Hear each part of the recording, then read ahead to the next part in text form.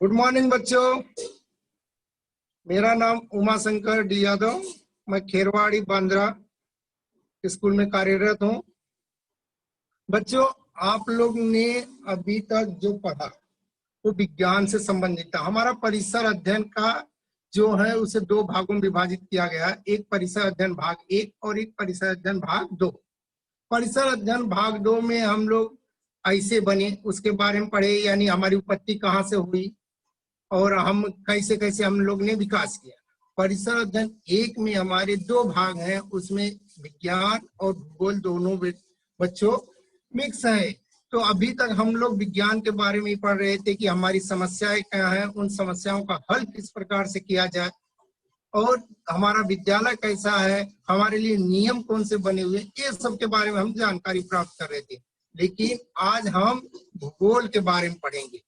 भूगोल का नाम सुनते ही हमें अपने आसपास की प्रकृति के चित्रों का ज्ञान हो जाता है कि हमारे आसपास में कैसा चित्र है, कैसी प्रकृति है, और उस प्रकृति के बारे में ही हम यहाँ पे आज पढ़ेंगे। देखिए यहाँ पे आज हमारा परिसर अध्ययन भाग 1 का पाठ 9वां है, मानचित्र हमारा साथी। इस पाठ में हम पढ़ेंगे मानचित्र की भिन्न भिन्न पद्धतियां, यानी मानचित्र कितनी पद्धतियां हैं, मानचित्र के संकेत और चिन्ह, और तीसरा है भारतीय सर्वेक्षण संस्था।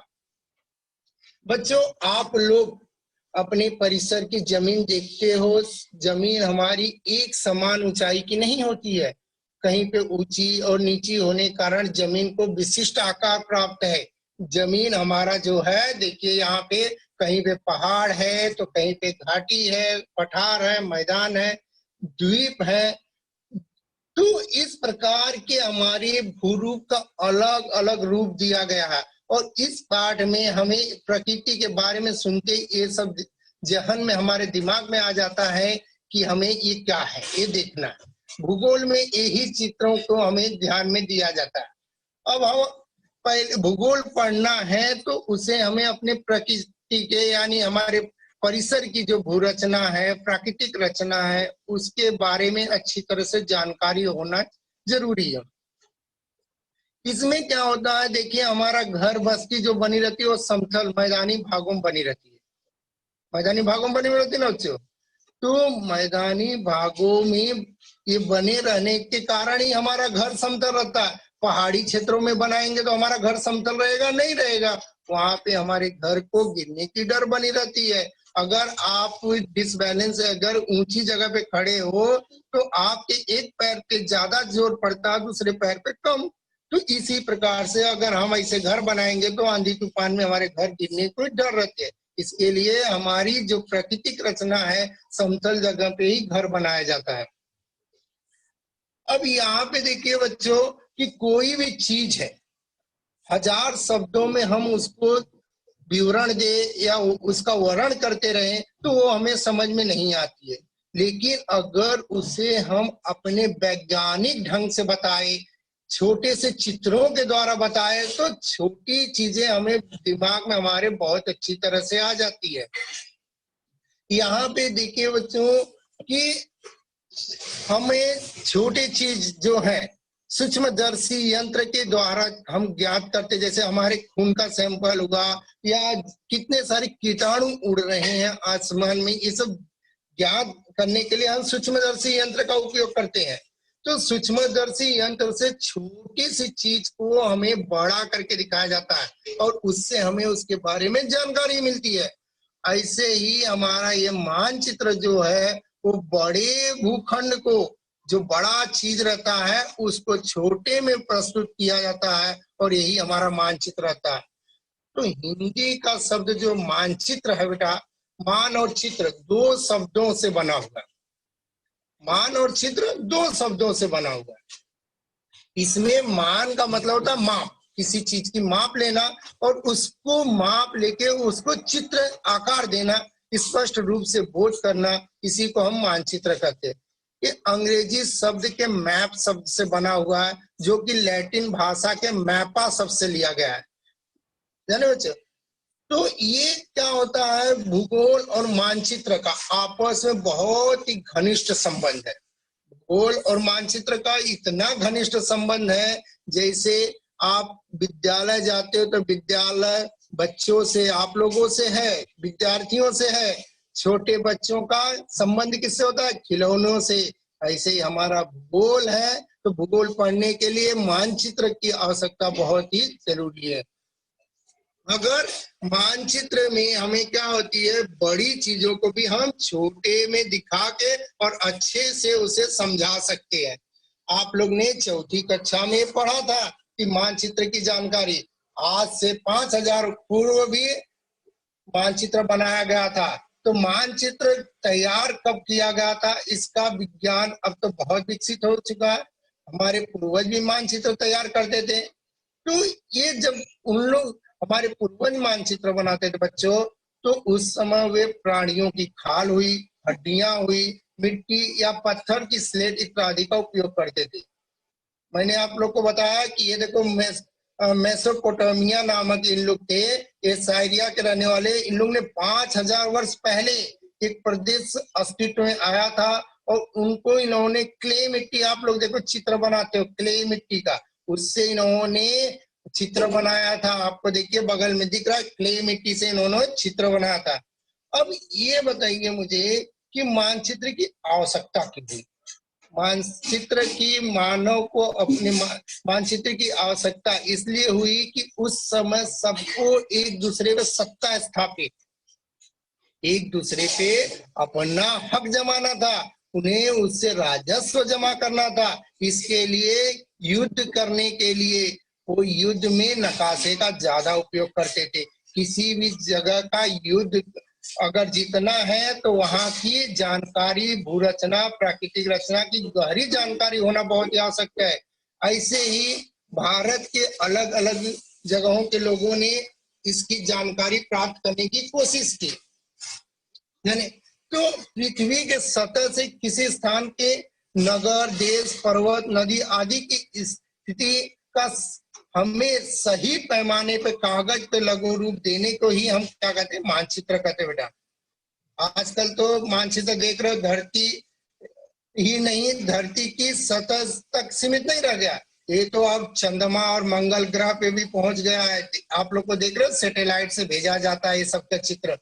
और इसी के साथ मानव अपने मन में क्या सोच रहा है, उसके विचार क्या है, वो सब का भी चित्रण किया जाता है, जिसे आज मस्तिष्क का मानचित्रण को MIR बोला जाता है ना। MIR करा लो भाई, आपके मस्तिष्क में क्या चल रहा है, इसकी जानकारी प्राप्त करना है। बच्चों देखो यहाँ पे मैंने 3 अलग अलग चित्र दिखाए हैं। ये मानचित्र का निर्माण कब हुआ, सही इसका सटीक उत्तर तो देना बहुत कठिन है, लेकिन अलग अलग कालखंड में सभी लोग ने अलग अलग प्रकार से मानचित्र बनाने की कोशिश की है। 300 ईस्वी पूर्व में ग्रीक के शासक सिकंदर ने गणितज्ञ इरेटोस्थेनीज को पहली बार भारत के मानचित्र बनाने के लिए कहा था। इरेटोस्थेनीज ने मानचित्र बनाया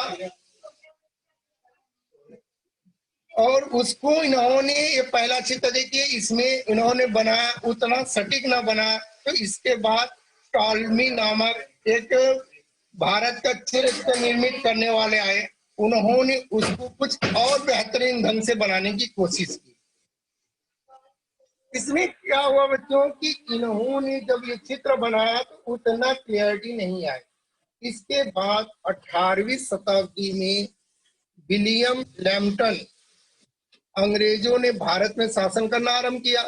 तो आपको बताया कि मैं युद्ध करने के लिए इन्हें उसके नकाशे की जानकारी हुई। तो अंग्रेज जब भारत में आए तो 1757 में पलासी की लड़ाई की और उसमें अंग्रेजों ने बंगाल को जीत लिया। बंगाल से अब कर वसूलना है तो उन्हें मानचित्र की आवश्यकता हुई थी। भारत की मानचित्र कहाँ से कहाँ तक, वही कहाँ से लोगों से लिया जाए। तो उन्होंने इसका निर्माण करने का काम विलियम लैम्पटन को दिया।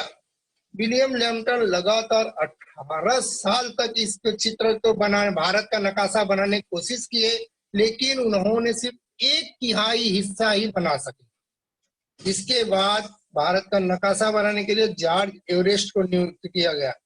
जॉर्ज एवरेस्ट ने त्रिकोणमिति अपनी भूमिति की है। त्रिकोणमिति से सरल उपयोग करके इन्होंने भारत का एक नक्शा बनाया और वो लगभग 99% सही हुआ। इसलिए उनके सम्मान में हिमालय की सर्वोच्च शिखर जो है जॉर्ज एवरेस्ट के नाम पे माउंट एवरेस्ट रखा गया बच्चों। तो ये क्या होता है कि आप लोग यहाँ पे देखिए कि हमारी भू रचना जो है अलग अलग प्रकार की है, पहाड़ी, घाटी, टीले, मैदानी क्षेत्र, इन सब क्षेत्रों में बटा हुआ है। अभी आपको बताया मैंने कि यहाँ पे इन लोग क्या करना है, हमें सत्ता स्थापित करना है। उस समय युद्ध के लिए ही मानचित्र की आवश्यकता थी। अभी शत्रु को जो प्राकृतिक चित्रों की जानकारी नहीं रहेगी, भू रचना की जानकारी नहीं रहेगी, तो वहां पर पराजित हो जाएंगे। यहाँ पे हमने देखा कि शिवाजी महाराज जो थे अपनी लड़ाई में अपने विवेक के द्वारा एक छोटे से अपने माहौल, कम माहौलों के साथ भी ये लड़ाई जीत लेते थे। क्यों? क्योंकि उन्हें वहां की भू रचना और प्राकृतिक रचना की गहरी जानकारी थी। वो प्रतापगढ़ हो या तोड़ना, ये किलों को क्यों चुनते थे? क्योंकि इनके अगल बगल के किलों में बगल में पहाड़ होते थे और ये पहाड़ के कारण ही इन्हें अपना एक सुरक्षित स्थान मिलता था, जिससे किसी भी प्रकार का इन्हें, क्योंकि सैनिक देखिए यहाँ पे बाजी प्रभु और शिवाजी थे, तो इन्हें पन्हालगढ़ से विशालगढ़ की तरफ जाना था। ये वहां से निकले और यहाँ दर्रे में आके, आप लोग चौथी क्लास में पढ़ चुके हो, दर्रे में घमासान। तो ये क्यों वहां पे? क्योंकि वहां पे लड़ना मुश्किल था, इसलिए दर्रे में वो आके रुके। दर्रे में क्या था कि इस पे एक तो पहाड़ी चढ़ान थी और दूसरा इस दोनों दर्रों के बीच में से सिर्फ 4 से 5 आदमी जा सकते थे। अब ऐसे समय में सैनिक, दुश्मन के सैनिक नहीं जीत सकते ना, वहां पे दाव पेच, शत्रु को पराजित करने के लिए दाव पेच खेलना जरूरी होता है। तो इसके लिए उन्होंने क्या किया, चाहे जितनी बड़ी उनकी सेना हो शत्रु की, लेकिन उसके बारे में जानकारी अगर जगह की है, और माहौले तो पूना क्षेत्र के ही थे, तो वहां के माहौलों को, वहां की प्राकृतिक चीजों के बारे में अच्छी तरह से जानकारी थी। और वो अच्छी तरह से जानकारी होने के कारण ही वो हमेशा शिवाजी की जीत होती थी। क्योंकि किसी भी चीज का भौगोलिक स्थिति, वहां की भू रचना कैसी है, वहां पे किस प्रकार से सुरक्षित रहा जा सकता है, ये सब करके ही शत्रु को पराजित किया जा सकता है। अगर इसके बारे में हमें पता नहीं रहेगा, दांव पेच खेलना तब मुश्किल हो जाता है। किसी भी जगह की भू रचना के बारे में अच्छी तरह से जानकारी करने के लिए वहां की प्राकृतिक चित्रों को, इसके लिए मानचित्र बनाना बहुत ही जरूरी हो जाता है। अब बच्चों यहाँ पे देखिए कि सब जगह हमने देखा कि भू रचना की लंबाई एक समान नहीं होती। कहीं पे ऊंचाई ज्यादा होती है तो कहीं पे कम है, कहीं पे पहाड़ी क्षेत्र है तो कहीं पे कुछ है। तो भूरूप की ऊंचाई और आकार आदि का अंतर ध्यान में रखकर ही मानचित्र के विविध भूरूप दर्शाए जाते हैं। अब ये मानचित्र के भिन्न भिन्न पद्धतियों द्वारा इनको जो भूरूप है उन्हें दर्शाने की विधियां हम यहाँ पे देखेंगे। इनकी अलग अलग विधियां हैं और वो कौन कौन सी विधियां हैं, इनके बारे में यहाँ पे हम एक कागज पे मानचित्र खींचते समय, भू रचना की अगर हम एक मानचित्र दे दिया गया बनाने को, तो हम अपने कागज पे उसकी लंबाई और चौड़ाई सहजता से दर्शा सकते हैं, लेकिन इसकी ऊंचाई कितनी है और गहराई ये सहजता से हम दिखा नहीं सकते। इसके लिए बहुत सारी कठिनाइयां आती है और इन कठिनाइयों के मात करने के लिए 3 पद्धतियों का उपयोग किया जाता है। पहली है समोच्च रेखा पद्धति, दूसरी रंग पद्धति और तीसरा उठाव उभार दर्शक प्रारूप। पहला है समोच्च रेखा पद्धति। इसमें देखिए मानचित्र की जो है उसमें दूरी जो है, ऊंचाई, उसको मीटर में, सेंटीमीटर में, किलोमीटर में इस प्रकार से दर्शाई जाती है। मानचित्र कभी भी बनाने के लिए बच्चों, ये जो मानचित्र है उसको तैयार करते समय पहली बात तो विभिन्न रंगों और संकेतों का उपयोग किया जाता है। दूसरा चीज, मानचित्र बनाने के लिए उसमें देखिए दिशा, सूची, शीर्षक तथा पैमाना देना बहुत जरूरी है। आप लोग देखे उ लिखा है मानचित्र में, तो उ का यानी उसका दिशा, फिर उसके बाद सूची उसकी दी जाती है, पैमाना दिया जाता है। और मानचित्र कभी भी बनाते समय इसमें जो गतिशील घटक है, जो चल रहे हैं, उनका समावेश किया नहीं जाता। वो चीजों को नहीं दिखा सकते हम, जैसे पशु पंछी है, मनुष्य है, सड़क पर जाने वाले वाहन, ये सब चीजों को हम मानचित्र में नहीं दिखा सकते। तो समोच्च रेखा पद्धति क्या होता है? समोच्च मतलब समान समान रेखाएं, और ये समान रेखाएं एक दूसरे से जब जुड़ती हैं तो इनकी जमीन की ऊंचाई और निचलापन कैसा है वो हमें ज्ञात होता है।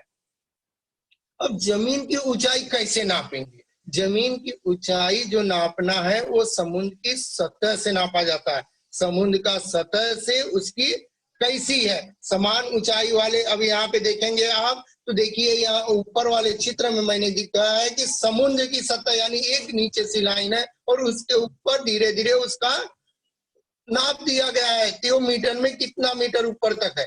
तो इस प्रकार से इनको जोड़ने वाली यहाँ पे समुद्र सतह से जब एक सीधी लाइन में जोड़ी जाती है तो इसको ही हम समोच्च रेखा कहते हैं। ये लाल लाइन से जुड़ी हुई दिख रहे हैं ना आपको, नीली नीली लाइनें जो है हमारी ऊंचाई दिखा रही है कि कितना ऊंचा है, क्योंकि यहाँ पे समुद्र का सतह हमने मैदानी प्रदेश का एक समतल जगह को धरा है। अब इस पद्धति के कारण क्षेत्र की जमीन का ऊंचा नीचा आकार सहजता से हमें ध्यान में आ जाता है। आ रहा ना बेटा? देखो ये कितना कौन सा ऊंचा है, देखिए नीली लाइन हमारी कहीं पे छोटी है तो कहीं पे बहुत बड़ी है। तो इस प्रकार से इसका ऊंचा नीचा आकार हमें सहजता से ध्यान में आ जाता है। इसी के साथ क्षेत्र की ढलान कैसी है और क्षेत्र में ऊंचाई का स्थान, ये समझने में हमें मदद मिलती है। यदि समोच्च रेखाओं के बीच की दूरी कम हो तो उस स्थान पे मंद ढलान होता है बेटा, और यहाँ पे अगर उसकी दूरी अधिक होती है तो वहां पे मंद ढलान, और यदि दूरी अधिक है तो जमीन पे क्या होती है? तीव्र ढलान हो जाती है। ये जानकारी हमें समोच्च रेखा में, यानी ढलान ज्यादा एक सीधे खड़े में रहेगा तो तीव्र ढलान होगा, और वो अगर दूर तक है तो वहां पे मंद ढलान हो जाती है। इस प्रकार से इसका हमें ज्ञात होता है। ये पहाड़ के बारे में देखिए दिखाया गया है कि समोच्च रेखा पद्धति में दो पहाड़ों का उसका स्तर जो है नीचे से यहाँ से लिया गया है तो समान ऊंची नापी गई है।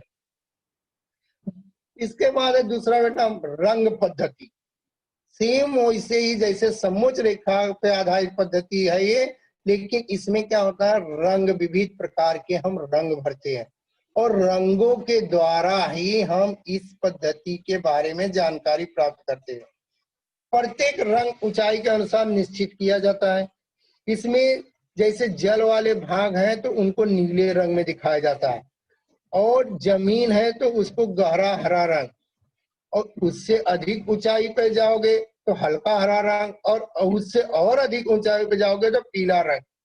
बच्चे आप लोग गांव में गए हो ना, गांव में देखो खेतों में फसल बोई जाती है, गेहूं हुआ, धान की खेती हुई, तो पहले जब पैदावार होती है तो धान कैसा हरा हरा दिखाई देता है ना, यानी एकदम नीचे, फिर उसके ऊपर जाता है तो उसका रंग जरा फीका होते जाता है, हल्का हरा रहता है, और अंत में जब वो धान या गेहूं की खेती तैयार हो जाती है तो पीले रंग में हो जाती है। यानी जैसे जैसे हम ऊंचाई पे, इसका रंग का यही अर्थ है कि जैसे जैसे हम ऊंचाई पे जा रहे हैं उनका रंग अलग अलग प्रकार का होते जाता है। यहाँ चित्र में भी आप देखिए, भारत के नकाशे में अलग अलग प्रकार के चित्र दिखाए गए हैं, देख रहे हो बेटा? तो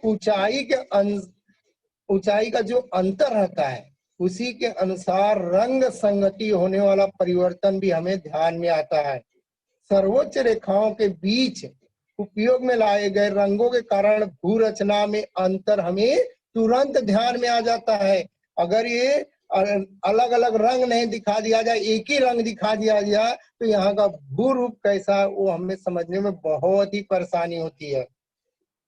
यहाँ पे देखिए रंग पद्धति में अलग अलग रंग किस प्रकार से उपयोग किए गए। नीला रंग जो है झीलों, नदियों, यानी पानी के लिए इसका उपयोग किया जाता है। लाल रंग जो है प्रमुख राजमार्ग जो है, सड़क है, शहरी क्षेत्र है, हवाई अड्डे हैं, इन सब के लिए। पीला रंग कोई चीज नया निर्मित हो रहा है, शहर हो या गांव हो उसके लिए। हरा रंग आपको बताया मैंने, पार्क हुआ, वन हुआ, बगीचे हुए जो हरे हरे दिखते हैं उनका हरा। ब्राउन रंग यानी रेगिस्तान, यहाँ पे कुछ पैदा ही नहीं होता है, तो ऐसे चीजों को, या ऐतिहासिक स्थान है राष्ट्रीय पार्क है, सैन्य आरक्षण चीजें हैं, तो इन सब चीजों को ब्राउन रंग से दिखाया जाता है।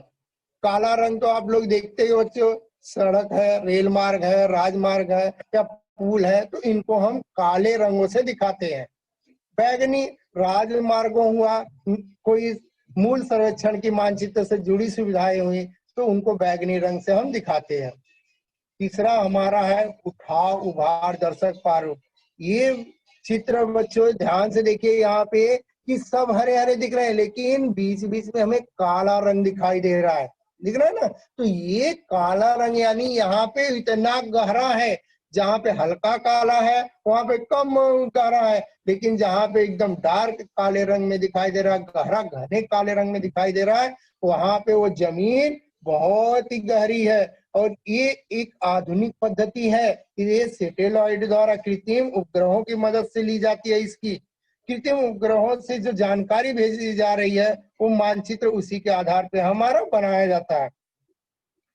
ऊंचाई के अनुसार भू रचना में होने वाला परिवर्तन इस मानचित्र में स्पष्ट देखो आपको दिखाई दे रहा था कि बताया मैंने आपको, ज्यादा गहरा है, काला रंग दिख रहा है, तो वहां पे गहराई ज्यादा है। अब इस पद्धति का उपयोग करके देखिए, यहाँ पे अलग अलग चित्र दिखाई गए हैं। ये हमारे प्राकृतिक उपग्रहों को, जो कृत्रिम उपग्रह भेजे गए हैं, उनके द्वारा ये जान ली जाती है, ऊपर से सैटेलाइट द्वारा चित्र लिए जाते हैं और उन्हें हमें दिखाया जाता है। तो उभार यहाँ पे दिखाई दे रहा है हमें, ये उभरा हुआ चित्र दिखने के कारण ही इसको उभार या उभार दर्शक प्रारूप के नाम से जाना जाता है। आप लोग अभी बीच में देखे होंगे, सुने होंगे, गलवान झील में के पास वहां पे हमारे सैनिकों से चीन वालों से झपट हो गई थी। तो ये पेंगोंग झील और फिंगर पॉइंट के पास इस सैटेलाइट द्वारा चित्र लिया गया है। इसके द्वारा ही ये हमारे झगड़े हो रहे हैं कि ये जो काला रंग है, काले रंग की एक लकीर दिख रही है आप लोगों को, ये काले रंग की लकीर हमारा भारत कहता है कि ये एलएसी का पहले से निर्धारित किया गया पॉइंट है, लेकिन चीन अपनी सत्ता स्थापित करने के लिए, अपना डर दिखाने के लिए वो भारत के क्षेत्रों में घुस आया और ये लाल लाइन अब उसने बनाई है और बोल रहा है कि नहीं, यहाँ तक हमारा क्षेत्र है। तो इसके कारण ही हमारे देश और चीन से तनातनी चल रही है बच्चों। तो ये छोटी सी बात को इन्होंने बहुत सारे हमारे फिंगरप्रिंट और पेंगोंग झील जो थी, वो कुछ क्षेत्र इन्होंने अपने कब्जे में लेने की कोशिश की है। अब इससे क्या होता है देखिए, ये सैटेलाइट द्वारा हमारी क्या होती है कि सैनिकी गतिविधियां किस प्रकार से चल रही है, सही सही से इसका हमें पता चल जाता है। प्राकृतिक रचना और भू रचना कैसी है, इसकी ऊंचाई और गहराई कैसी है, तो इसके द्वारा विभिन्न प्रकार का जानकारी हमें मिलती है। सैनिक गतिविधियां सैटेलाइट द्वारा मिल जाती हैं। वन क्षेत्र में किस प्रकार का चल रहा है, वहां पे किसी प्रकार की कटाई और ये सब नहीं होती, इसका निरीक्षण रखा जाता है। खेती की पैदावार के कारण विभिन्न प्रकार के रिसर्च किए जाते हैं। और सबसे बड़ी चीज इसमें ये मानचित्र का क्या होता है कि पर्यटन करने वाले जो लोग रहते हैं, यहाँ हिमगिरी पे गिरी भ्रमण करने वाले, पहाड़ों में जो चढ़ने वाले हैं, उन लोगों के लिए मानचित्र बहुत ही उपयोगी होता है बेटा। देखिए आप लोग भ्रमण करने के लिए कहीं पे जाते हो, कुछ देखने के लिए, ताजमहल हुआ, गेटवे ऑफ इंडिया हुआ, या कहीं पे घूमने गए, तो इसके लिए मानचित्र हमें बहुत ही उपयोगी सिद्ध होता है, समझे। अब यहाँ पे देखिए एक चित्र आपके ये बुक में दिया गया है, आपके दाहिने तरफ, और उसको मैंने बाईं तरफ इसका बनाने की कोशिश की है। तो यहाँ पे अलग अलग, ये कौन सा है, समोच्च रेखा पद्धति के आधारित पे है कि इसकी ऊंचाइयां अलग अलग दी गई हैं, और इन ऊंचाइयों को बिंदुओं पे हम मिलाएंगे तो देखोगे इस प्रकार का ये दिखाई देगा। यानी दाईं तरफ मंद ढलान है तो बाईं तरफ तीव्र ढलान है, तो दाहिनी तरफ मंद ढलान दिखाई देगा। क्यों? क्योंकि यहाँ पे दूरियां दी गई है, और बाईं तरफ देखिए सब 100-200 सब नजदीक नजदीक लिखे गए। तो इस प्रकार से इसका ढलान के बारे में हमें मालूम होती है। मानचित्र बेटा अब बहुत सारी आधुनिक पद्धतियां आ गई हैं और बहुत विकसित भी हो गया है, लेकिन इससे पहले ये जो छाया प्रकाश छाया पद्धति था, इससे मानचित्र बनाया जाता था। इससे सूर्य की रोशनी के द्वारा ये चित्र बनाए जाते थे, और इससे क्या हुआ कि जो था ये सटीक तो नहीं मिलता था, लेकिन इसकी उस समय जो जब हमारी टेक्नोलॉजी इतनी विकसित नहीं हुई थी, तो ये प्रकाश छाया पद्धति का उपयोग कर रहे थे सब लोग। अभी बच्चों देखो, मानचित्र तो सभी लोग उपयोग में लाते हैं, सभी लोग लाते हैं, अलग अलग प्रकार से लाते हैं इसका। और मानचित्र में विभिन्न घटक भी दिखाए जाते हैं। अभी जैसे आप लोग ने देखा, तो मानचित्र समझने में कठिनाई आती है। जैसे हमने आपको कह दिया कि प्राकृतिक चित्र बनाओ, तो सभी बच्चे अपने अपने हिसाब से उसमें अलग अलग रंग देते हैं, उसको अलग अलग नाम देते हो, तो ये सभी के समझने में आने में कठिनाई होती है। तो इसके लिए मैंने आपको बताया था कि उसमें मानचित्र जब भी बनाते हैं हम, उसमें दिशा, सूची, शीर्षक और पैमाना देना ही चाहिए। ऐसे ही यहाँ पे जो है हमें चिन्ह और संकेतों का उपयोग करना बताया गया। संकेत और चिन्ह का होता है कि एक विशिष्ट प्रकार है। अब ऐसे ही इसका बनाया जाता है, जैसे हमें कोई भी बनाए, मैं बनाऊं, बच्चे बनाए या किसी ने भी बनाया, तो मंदिर का चित्र बनाना है तो उसको पहला आयताकार और ऊपर से त्रिभुज जैसा चित्र बना दिए तो समझ में आ जाता है कि ये मंदिर बना है। इसी प्रकार से मंदिर, तो मानचित्र में भिन्न भिन्न घटक दर्शाने के लिए उपयोग में लाए जाने वाले चिन्ह जो है, उन घटकों को चित्र रूपों में छोटी आकृति को हम क्या कहते हैं, चिन्ह कहते हैं। क्या कहेंगे बेटा, चिन्ह कहते हैं। चिन्ह के लिए देखो मंदिर, मस्जिद, किला, दीपगृह, ये सब चीजों का उपयोग किया जाता है। दूसरा है संकेत। मानचित्र में भिन्न भिन्न घटक दर्शाने के लिए उपयोग में लाए जाने वाले भूमितीय आकृतियों के स्वरूप को ही हम संकेत कहते हैं। संकेत में यहाँ भूमितीय आकृतियां दिखाई जाती हैं, जैसे त्रिभुज हुआ, वृत्त, आयत, वर्ग, बिंदु, रेखा, जिसको आप ट्रायंगल, सर्कल, रेक्टेंगल, स्क्वायर, तो ये सब नाम देते हो। ये सब चीजों अलग अलग दिखाई जाती हैं, उसी को हम संकेत कहते हैं। तो चिन्हों और संकेतों का उपयोग करने पर संबंधित जो स्थान है उसके विषय में हमें संक्षिप्त तथा सही जानकारी मिल जाती है। और मानचित्र हम ही नहीं, कोई भी उसे पढ़ता है तो उसको अच्छी तरह से इसके बारे में जानकारी प्राप्त हो जाती है। जानकारी के लिए चिन्ह और संकेत इन बातों के उपयोग में ही लाए जाते हैं। ये बेटा हमारा इसके बाद है भारतीय सर्वेक्षण विभाग। भारतीय सर्वेक्षण विभाग जो है ये भारत की एक मानचित्र बनाने वाली संस्था है। इसका गठन 1767 ईस्वी में ईस्ट इंडिया कंपनी के क्षेत्रों को संगठित करने के हेतु से किया गया था। ईस्ट इंडिया कंपनी भारत में आई थी मसाला बेचने के लिए, उसने शासन करने लगा, तो उसने जितने अपने क्षेत्र किए थे कब्जे में, उन सबको 1767 में इसने एक जगह संगठित करने के उद्देश्य से इसका गठन किया गया था। ईस्ट इंडिया कंपनी के अफसरों ने मुंबई, कलकत्ता और मद्रास के आसपास के प्रशासन, राजस्व निर्धारण और व्यापार की दृष्टि में सर्वेक्षण करना शुरू किया और 1767 ईस्वी में मेजर रैनल को प्रथम महा सर्वेक्षक नियुक्त किया गया। इस कंपनी का मुख्य उद्देश्य था सफल प्रशासन चलाना और वाणिज्य प्रसार, यानी अपना कारोबार सही ढंग से चलाना और अपने लिए राजस्व जमा करना, क्योंकि किसी भी सरकार को या सत्ता को राजस्व नहीं मिलेगा तो उसका कारोबार ढंग से नहीं चल पाएगा। इसके लिए इसका निर्माण किया गया। इसके संस्था का मुख्य कार्यालय उत्तराखंड राज्य के देहरादून शहर में है बच्चों। अभी ये जो भारतीय सर्वेक्षण संस्था है, इसके मुख्य कार्य क्या थे? इसके मुख्य कार्य ये हैं कि भारत की सीमाओं के अंतर्गत जो सभी स्थानाकृत यानी जमीनी है चीजें, उनका सर्वेक्षण करना, यानी उनका सर्वेक्षण करना, भौगोलिक क्षेत्रों और वैमानिक क्षेत्रों का मानचित्रण करना, विकासात्मक परियोजनाओं का सर्वेक्षण करना, बड़े पैमाने पर नगरों और इन सब का मानचित्र और भूकर सर्वेक्षण करना, भारत की बाह्य सीमाओं का सीमांकन, भारत की जो बॉर्डर है उनका सीमांकन करना और इसको मानचित्र को देश में प्रकाशित करना।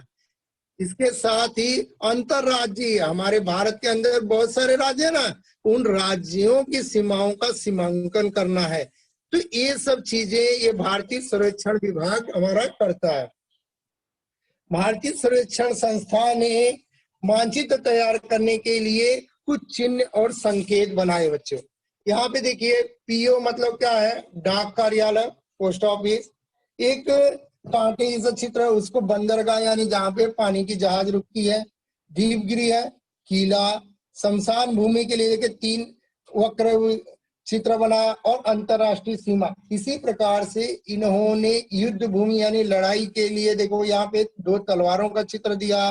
रेल मार्ग आप लोग देखे होंगे, कुआं, झरना, स्थानीय ऊंचाई, बस्ती, घास, सर्वोच्च रेखा, तालाब, सड़क, खदान और आरक्षित वन, ये सब भारतीय सर्वेक्षण संस्था ने एक रंग दिया है। लेकिन बच्चों यहाँ पे ध्यान दीजिए, मैंने आपको पहले ही कहा, रंग पद्धति में बताया था कि अलग अलग रंगों का उपयोग किया जाता है।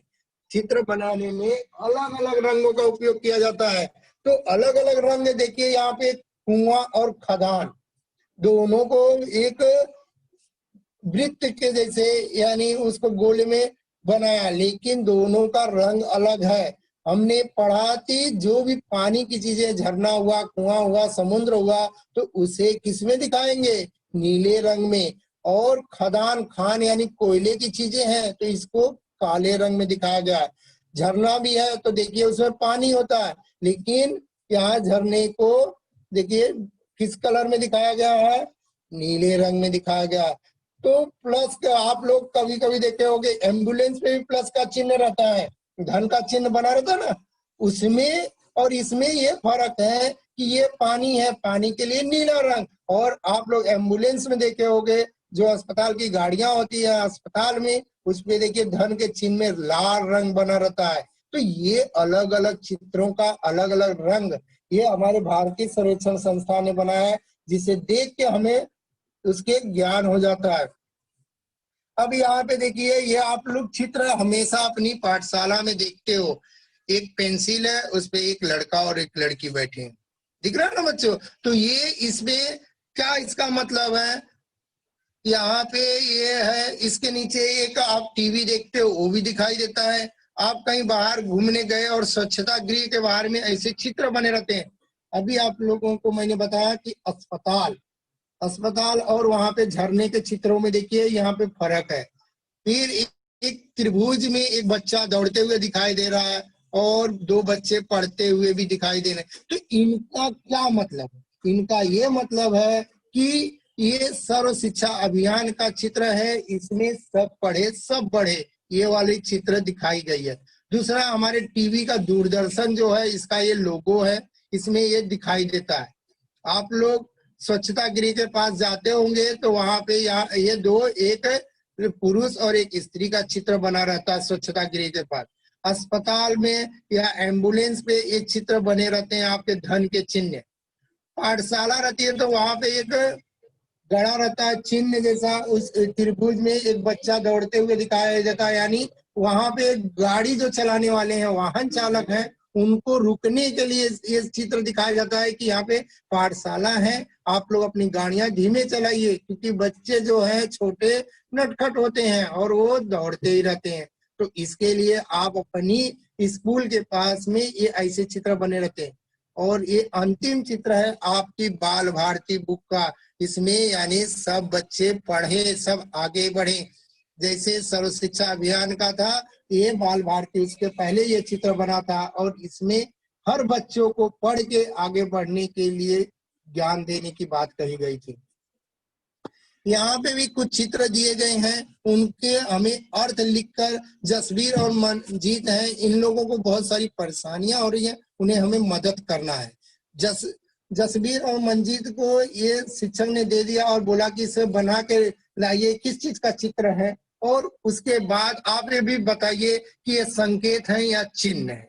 तो जसवीर और मंजीत की मदद करने के लिए हमने कुछ उनकी इस प्रकार से मदद की। तो दूसरा चित्र था दीपगृह का, वो चिन्ह बना हुआ है। बच्चों इसके पहले हमने भारतीय सर्वेक्षण संस्था का देखा था, किला देखो ये चिन्ह है, युद्ध भूमि का भी चिन्ह बना हुआ था। फिर रेल मार्ग, आप लोग इसको बहुत अच्छी तरह जानते हो, जगह जगह चिन्ह दिख जाता है। आपको इसके पहले मैंने खदान और कुएं में अंतर बताया था। खदान और कुआं दोनों एक जैसे ही दिखते हैं, लेकिन इसकी क्या होती है कि इसमें रंग नीला रंग रहता है और उसमें खदान में काला रंग रहता है। क्यों? क्योंकि इसमें पानी रहता है, पानी हमेशा नीले रंग में दिखाई देता है। और दूसरा इसके बाद है झरना, झरने को भी हम नीले रंग में दिखाते हैं। अगर ये लाल रंग में रहता तो ये झरना न होकर क्या हो जाता, अस्पताल का चिन्ह हो जाता। तो ये चिन्हों की बहुत ही हमें जानकारी है। इसी प्रकार रंजना को बोला गया कि भाई तू चित्र बना डाल, और उसने संकेतों का उपयोग सिर्फ किया, त्रिभुज लिया, आयत लिया, वर्ग लिया, बिंदु, और इनसे उसने अपने एक चित्र बनाई। और उसने चित्र बनाते समय दिशा का, पैमाने का, ये सब का ध्यान रखा, शीर्षक उन्होंने लिखा। तो इस प्रकार से वो बच्ची जो है रंजना, उसने अच्छी तरह से इस पाठ को समझने की कोशिश की। अभी यहाँ पे देखिए एक छोटा बालक है, वो ये चित्र में क्या हुआ कि मानचित्र दिया गया था, गढ़चिरौली जिले का है। उसने क्या हुआ कि चित्र तो बना था, उसको दे दिया गया कि रंग भरो, और रंग संगति के आधार पे उसने रंग संगति में कुछ गलती कर दी, वो अलग अलग रंग भरने लगा। अब अलग अलग रंग भरने की जगह पे उसने जैसा रंग पाया वैसा कर दिया, तो ये यहाँ पे उसका गलत हो गया। यहाँ पे हल्का हरा रंग क्या होता है, मध्यम ऊंचाई के लिए होता है। उससे अधिक ऊंचाई जब हो गया तो पीला रंग, और सबसे जब ज्यादा ऊंचा हो गया तो केसरी रंग का उपयोग किया जाता है। बच्चों ये हमने रंग संगति में आपको ये बताया था। अब ये अंतिम हमारा स्वाध्याय है, ये प्रश्नों के उत्तर हमें देंगे। हमारी पृथ्वी की भू रचना कैसी है? हमारी पृथ्वी पर कहीं पे पहाड़, कहीं घाटी, पठार, मैदान, द्वीप आदि इस प्रकार से भू रचना बनी हुई है। अच्छा, मानचित्र की आवश्यकता क्यों हुई बच्चों? भूरूप की जानकारी के लिए। कभी भी अपनी सत्ता स्थापित करने के लिए सभी लोग लड़ाई करते थे ना, तो वो भू रचना की जानकारी रहेगी तभी उसकी मानचित्र की हमें आवश्यकता हो गई। मानचित्र में ऊंचाई दिखाने के लिए कौन कौन सी पद्धतियों का उपयोग किया गया? तो हमने आज 3 पद्धतियां सीखी थी मानचित्र में ऊंचाई दिखाने के लिए। पहले ही समोच्च रेखा पद्धति, दूसरी रंग पद्धति, और तीसरी उठाव उठाव यानी उभार दर्शक प्रारूप पद्धति। इन 3 पद्धतियों का हमने उपयोग किया था। मानचित्र में संकेत द्वारा क्या दिखाया जाता है बेटा, बताइए? मानचित्र में संकेत द्वारा भूमिति आकृतियों को दिखाया जाता है। वर्ग हो गया, वृत्त हो गया, या हमें बोलिए आप लोग कि इसका स्क्वायर यानी वर्ग, आयत, तो ये सब चीजें जो होती हैं वो हम संकेत द्वारा दिखा देते हैं। भारतीय सर्वेक्षण संस्था की स्थापना कब हुई थी? भारतीय सर्वेक्षण संस्था की स्थापना 1767 ईस्वी में उत्तराखंड के देहरादून में हुई थी। उत्तराखंड पहले उत्तरांचल था, वो उत्तर प्रदेश का भाग था। 2000 सन में उसको अलग करके एक अलग राज्य बनाया गया। भारतीय सर्वेक्षण संस्था का मुख्यालय कहाँ पे बेटा? तो देहरादून शहर में ये भारतीय सर्वेक्षण संस्था का मुख्यालय है। वहां पे ही इससे भारतीय मानचित्र बनाया जाता है। इस प्रकार से ये पाठ आज बच्चों हमारा समाप्त हुआ।